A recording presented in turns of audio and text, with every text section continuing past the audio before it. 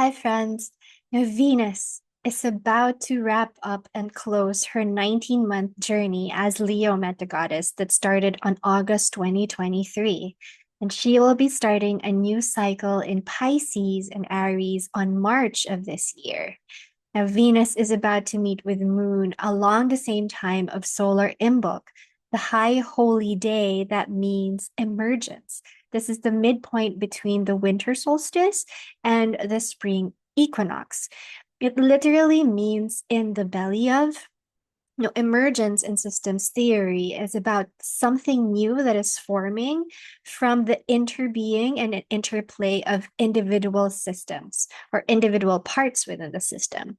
So I ask you, what is emerging within you right now? This is also the seasonal time where new buds emerge from the death of winter.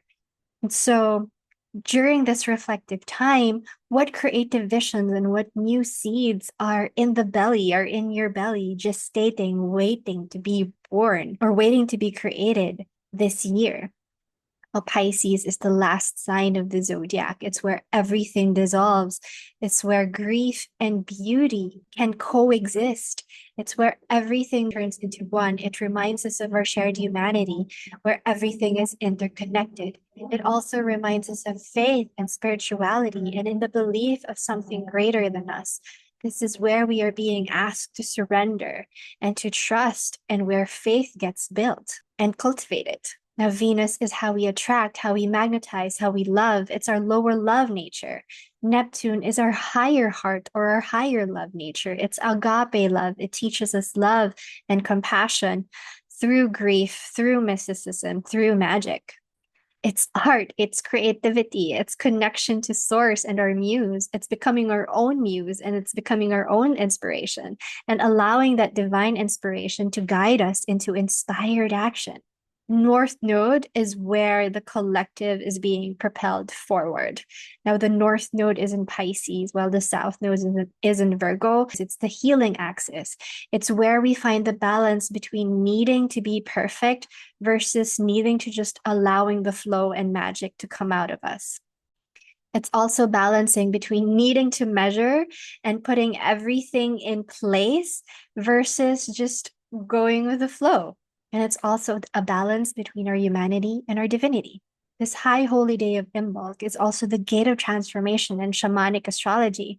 This Venus cycle, Moon and Venus meets at the gate of transformation or the crown chakra gate, where we can open up to divine inspiration as we gestate, as we remember, as we reclaim our birthright, our sovereign radiant leaders. Pisces, as the last sign of the zodiac, dissolves boundaries and it reminds us that we are part of something greater. We are a shared humanity.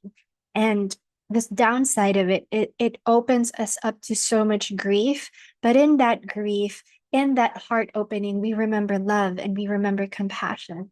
And in this fertile ground, new creations can emerge as we transmute all this into art that inspires, that grounds a new sense of emergent reality. We are also in the age of Aquarius. Sun is still in Aquarius, and we are celebrating this cycle with the full moon in Leo, culminating this beautiful Leo Venus overstory. So when this moon Venus gate, what emotions have dissolved illusions, leaving only raw truth, ready to be shaped into art, into love, into systems that serve a new world. With Saturn standing very close by to Venus, also along with all the rest of the planets that are aligned right now, we are reminded that dreams are not visions. These are seeds planted to us so that we make them real, so that our hands can create them, so that our physical body can manifest them into this current reality, into form. In systems theory, emergence is when new patterns arise from the intersection of individual elements. We are those elements. Our dreams, our heartbreaks, our creative expressions, each one of them is a thread in the collective weaving of a new world. Now, this Venus and Leo story has been a reclaiming and a remembering of our joy, of our creativity and our self-worth. It's about healing our inner child. It's about reconnecting with our inner child, and that inner us, that baby us, is always alive and is a part of us.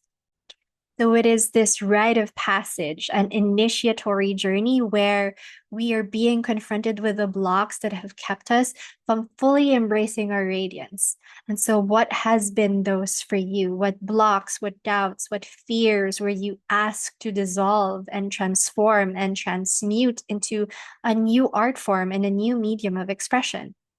Now, with Uranus that just stationed direct in Taurus, also a Venus ruled sign, where Uranus has been since 2018, we are also culminating this whole Uranus into Taurus mystery school.